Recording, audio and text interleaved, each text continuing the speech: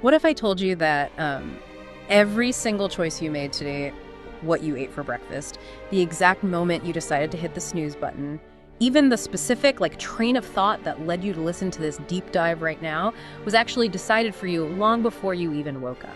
It's a pretty heavy thought to start the day with, honestly. It really is, because today we are dismantling what is probably the most comforting illusion you hold about your own life, which is the illusion of free will. Yeah, and we're going to use a profoundly brilliant philosophical text to do it. A text that takes everyday, normal observations and uses them to completely rewire how you see your identity, your choices, and, well, your entire place in the universe. Right. And to start us off, I want you to imagine just sitting in an ordinary school assembly. You look out and you see rows of boys arranged perfectly by class, by age. Just governed by these invisible systems of order and discipline. Exactly. At first glance, it's completely mundane. It's just structure, just routine. It's the absolute definition of everyday institutional life. I mean, you look at that room and you see independent students. You see sovereign individuals operating inside a human-built system on completely human terms. But then the text asks you to just let your perspective shift, just for a second. You aren't looking at students in uniforms anymore. The room dissolves. Oh, I love this visual. Yeah, it's amazing. Suddenly you're looking at a field. You see rows of cultivated plants stretching across the earth, all at different stages of growth. Some are just sprouting, some are nearing maturity. But they are all rooted in the exact same earth. Right, governed by the exact same silent, completely unavoidable laws of development. So it brings up this massive question. What if the boundary between you and the natural world around you is just completely made up? That single unsettling shift in perception is really the key to unlocking the revolutionary ideas of the 17th century philosopher Baruch Spinoza. Because it's a huge shift. It is. In that one instant, the rigid boundary that we obsessively draw between the human world and the natural world just completely collapses. Yeah. Spinoza's ultimate critique is aimed right at human exceptionalism. Okay, let's unpack this. Because the central premise here is that we aren't an exception to nature. We're just a really, really complicated expression of it. Exactly. And to even entertain that idea, we have to confront what Spinoza considered this massive foundational lie we tell ourselves. Right. He observed that historically, almost all thinkers, theologians, even just regular people, they haven't treated human beings as a part of the natural order. Not at all. We treat humanity as what was the phrase? A dominion within a dominion. Yes. The Latin phrase he uses, imperium in imperia. Imperium in imperia. Yeah. It's this deeply arrogant belief that humans are an autonomous realm, because we supposedly possess this magical faculty called free will, or, some special spiritual essence. We basically believe we operate under our own set of rules. Completely exempt from the universal laws of physics, biology, cause and effect, the things that govern literally everything else in reality. So we act like the laws of physics apply to the plants, the weather, the animals. But when it comes to us, we get a VIP pass. We really do. We think we are an independent kingdom sitting inside the broader kingdom of nature. But if that's an illusion, there has to be a mechanism behind the trick, right? I mean, Spinoza must have a diagnosis for why we all collectively buy into this. Oh, he does.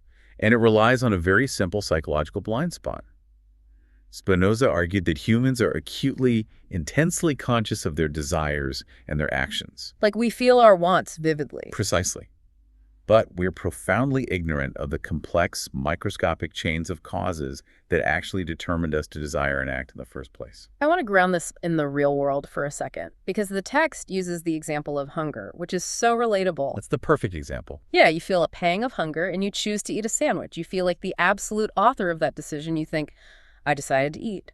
But what you are entirely blind to are the myriad invisible factors that necessitated that specific choice at that exact moment. Right, like the biological machinery at work. Exactly. Your blood sugar levels dropped to its specific threshold, which triggered a hormonal response in your brain. Or maybe you skipped breakfast because a stressful email altered your morning routine, Yeah, and the fact that you chose a turkey sandwich instead of a salad might be tied to an ingrained childhood habit about what kind of food comforts you when your cortisol levels are elevated. So it's like taking credit for waking up on time when your alarm clock actually did all the work. Oh, that's a great way to put it. We feel the action of waking up. We feel proud of being out of bed, but we just completely ignore the invisible mechanical gears ticking away on the nightstand that literally force the awakening to happen. That is a perfect analogy.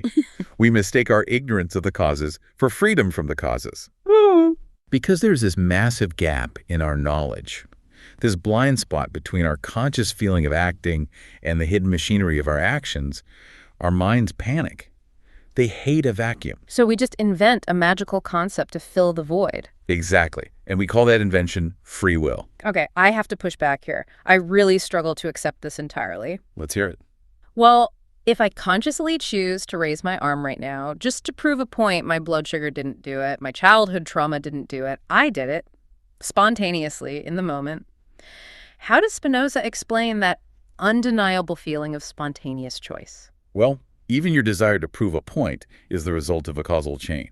Why did you feel the need to push back? Because I wanted to. But why did you want to? Because your intellect encountered a concept that threatened its established worldview, that triggered a psychological defense mechanism, which resulted in a physical demonstration of defiance raising your arm.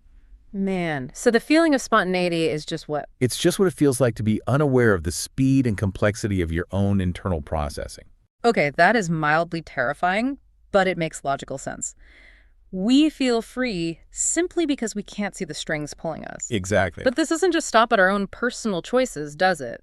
We take this illusion of the kingdom within a kingdom, and we project it outward onto the rest of reality. Yeah, and this raises a really important question. What happens when a species, completely convinced of its own free will, tries to explain the universe? Spinoza argues we supersize the illusion, right? We do. Because we imagine ourselves as these little kings making free, purposeful choices, we imagine the universe itself must be run by a grand divine ruler who acts exactly like a human king. We project human intentionality onto a universe that actually has no intentions at all. Right, which creates what the text calls a teleological worldview. Which is a worldview obsessed with purpose. I want to break this down because it's fascinating. Early humans made tools for a purpose, right? Like we fashioned a spear specifically to hunt. So we look at the universe and just assume it must be a tool made for us. We look at the sun and say the sun exists purely to give us light. Or we look at the rain and say the rain exists purely to water our crops. It is the ultimate form of cosmic narcissism. It really is. Yeah. It reinforces the original illusion, turning humanity into this miniature kingdom that perfectly mirrors a purposeful divine kingdom. And suddenly the entire universe becomes a stage built specifically for our human drama. Exactly. We view a thunderstorm not as a meteorological necessity, but as like a punishment for our sins. Or a bountiful harvest not as a result of soil chemistry and rainfall, but as a reward for our goodness. Yeah. But if we strip away that cosmic narcissism and we accept that the kingdom within a kingdom is a total fabrication... What does reality actually look like? Because freezing time in an assembly hall only gives us half the picture. Right. To really see how deeply entrenched we are in nature, we have to look at ourselves in motion, moving through time. And the source text provides a brilliant visual for this. Imagine you're traveling on a motorway in a bus. Okay, I'm picturing it. Inside the bus, everything is motion. You have human lives moving swiftly toward a destination, having conversations, making what they think are free choices. But outside the window, you see trees passing by in a silent, steady procession. Exactly. Inside is rapid, complex action. Outside is seemingly static, simple stillness. But just like the boys in the assembly, the contrast between the humans and the trees is just an illusion of perspective. The trees aren't actually still. Not at all. They are growing, stretching toward the sky, photosynthesizing, competing for root space. And the humans inside the bus who think they are moving so rapidly and freely, yeah, their actual growth, their biological and psychological unfolding, is just as gradual and just as bound by the laws of time and physics as the trees outside. Wow. So both the humans and the trees emerge from the earth, they mature, they bear fruit, whether literal seeds or, symbolic human achievements, and inevitably both pass away. The boundary completely collapses. And this brings us to the bedrock of Spinoza's entire philosophy, his concept of substance and monism. Because traditionally we draw a hard line between mind and matter, right? We say humans are animated by a separate, ethereal soul. Right, we believe our thoughts exist on some spiritual plane, completely disconnected from the wood and leaves of the tree outside. But Spinoza demolishes that dualism. He completely destroys it. For him, Nature, which he interchangeably calls God, is a single, infinite, and fully deterministic substance. So there are not two different realms? No. There is no division between the physical world of bodily causes and the mental world of thoughts. Think of reality as a single coin. So mind and matter are just two sides of the exact same coin. Precisely. They're two attributes of the same underlying reality. The same necessary chain of causes that governs how a stone falls to the ground or how a tree grows its branches is the exact same necessity that governs the ebb and flow of human emotion. It governs the firing of our synapses, the association of our ideas. Yes, the soul isn't a magical origin point that parachutes into the body from another dimension. Right. The mind is simply the inner aspect, the idea of the body. So if the universe is an ocean, we aren't sailors navigating a boat on top of it. We are just temporary waves made of the water itself. That's a beautiful way to put it.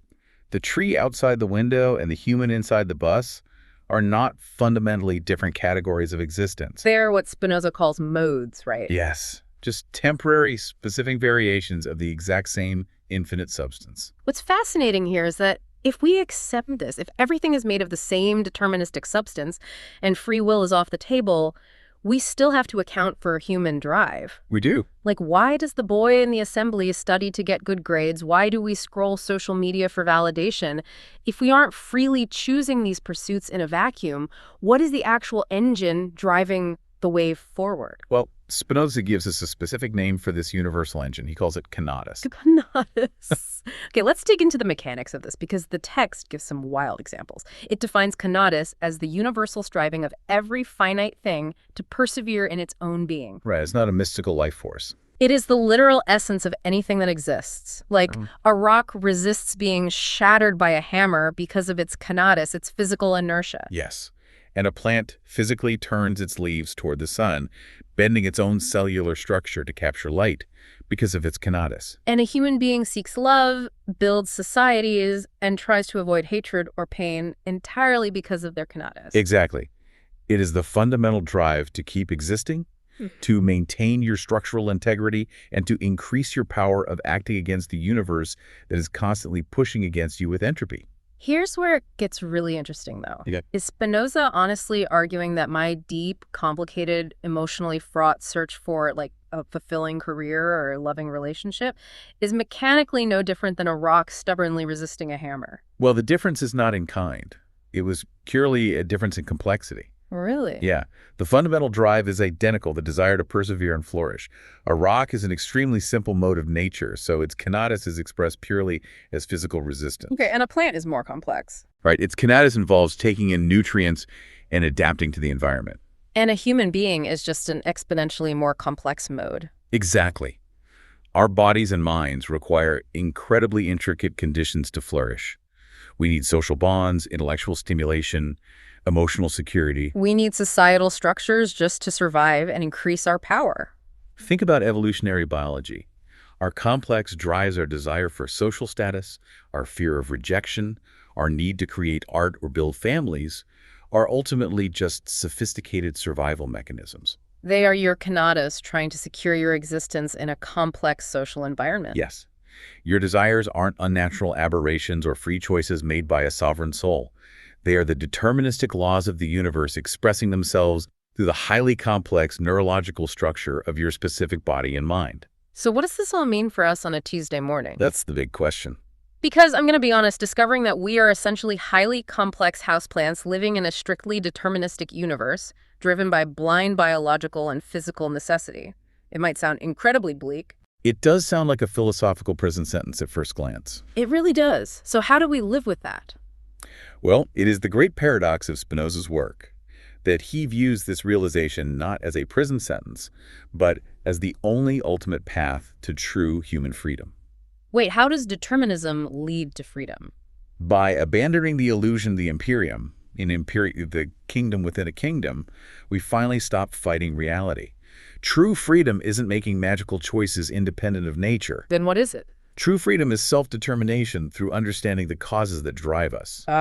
So it's shifting from an ethics of moral judgment to an ethics of understanding. Yes. The text uses an incredibly relatable, everyday example here, the feeling of envy. Normally, if you believe in absolute free will, You view your own envy as a personal, shameful failing. Right. You think, I'm a bad person for feeling jealous of my friend's success. You judge yourself harshly. And ironically, that moral judgment keeps you completely paralyzed. By viewing the emotion as a spontaneous failing of your free will, you remain passively enslaved by it. The emotion acts on you, and you just suffer through it feeling guilty.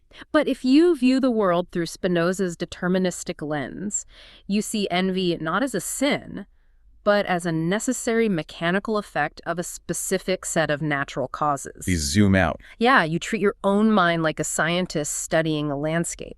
You ask, what are the external forces, the deep-seated insecurities, the specific past traumas that necessitated this exact feeling in this exact moment? And the moment you map the causes of an emotion, Spinoza argues, it ceases to be a passive passion and becomes an active affect. I love this. It's exactly like treating your own emotions like weather patterns. You don't get angry at a thunderstorm for existing. No, that would be absurd. Right. You don't stand in the rain judging the clouds and calling them morally corrupt. You study the atmospheric pressures that cause the storm. You understand the cold front hitting the warm front. And once you understand the mechanics of the weather, you aren't a victim of it anymore. Exactly. You know when to build a shelter or when to bring an umbrella.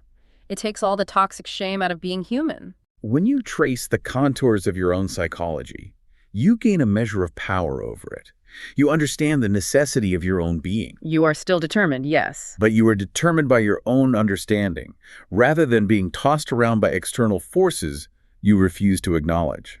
And the ripple effects of this are huge, because if we can grant ourselves that grace... If we connect this to the bigger picture, it completely transforms how we view everyone else in our lives.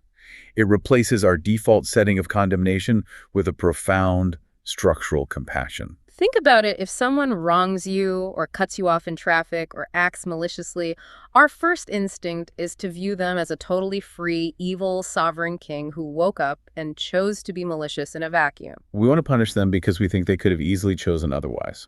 But through Spinoza's eyes, they are just another highly complex mode of nature, caught in the exact same web of natural causality that you are. They are acting out of their own conatus, their own desperate, perhaps misguided striving to survive and persevere based on the specific chain of causes, traumas, and environmental factors that constructed their mind. It replaces the urge to punish with the urge to inquire.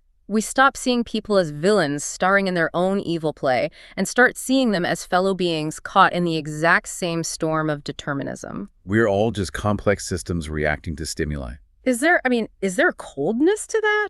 Not at all. There is actually a deep, quiet serenity.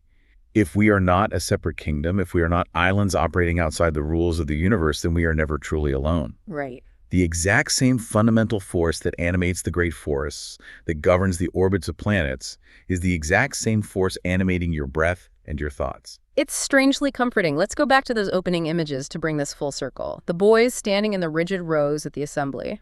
And the trees standing in silence along the edge of the motorway. The truth is, they will all grow, they will all adapt to their environments, they will struggle against the elements, and one day, they will vanish back into the earth, and so will we. Yes. By surrendering this arrogant, exhausting fantasy that we are sovereign states separate from the universe, we actually find a freedom far greater than free will. We find the serenity of belonging completely to the whole. Every brief human life, every joy, every struggle is a necessary, beautiful expression of the infinite substance of nature. So we want to leave you with a final thought to mull over as you go about your week. Building right on Spinoza's worldview. The next time you're stuck in terrible traffic or standing in a crowded, frustrating room, try an experiment.